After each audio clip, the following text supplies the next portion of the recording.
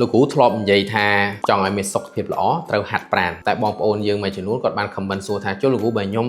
ខ្សោយខ្ញុំហាត់ប្រាណអត់បានហាត់ប្រាណទៅឈឺហាត់ប្រាណទៅឈឺអញ្ចឹងត្រូវពិនិត្យមើលឡើងវិញថា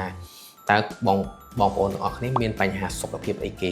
ខ្វះគ្រាប់ឈាមអត់បាទអ្នកខ្លះគឺគាត់ហាត់ប្រាណអាកាសដោយសារគាត់ខ្វះគ្រាប់ឈាមគាត់ស្លេកស្លាំងអញ្ចឹងឲ្យតែទៅហាត់គឺគាត់ហត់គាត់ថប់ទ្រូងគាត់ធ្វើអត់កើតហ្មងអ្នកខ្លះទៀតរាងកាយរបស់គាត់អត់ទាន់ស៊ាំជាមួយនឹងការហាត់ប្រាណហើយអញ្ចឹងគាត់ទៅហាត់យកខ្លាំងហ្មងហាត់ដូចគេហាត់អាជីពឬក៏ទៅរត់ម្ដង40នាទី60នាទីហ្មងគឺប្រកបណាស់រត់រួចទេអញ្ចឹងបើសិនជាបងប្អូនទាំងអស់គ្នាចង់ហាត់ប្រាណហើយដឹងខ្លួនថាឥឡូវនេះហាត់ប្រាណអត់ទៅរួចណាត្រូវពិនិត្យមើលថាសុខភាពរាងកាយរបស់យើងមានបញ្ហាអីអត់បើសិនជាសុខភាពរាងកាយរបស់យើងអត់ទាន់មានបញ្ហាអីទេរឿងដែលត្រូវធ្វើគឺបន្ស៊ាំខ្លួនជាមួយនឹងការហាត់ប្រាណហាត់បន្តិចម្ដង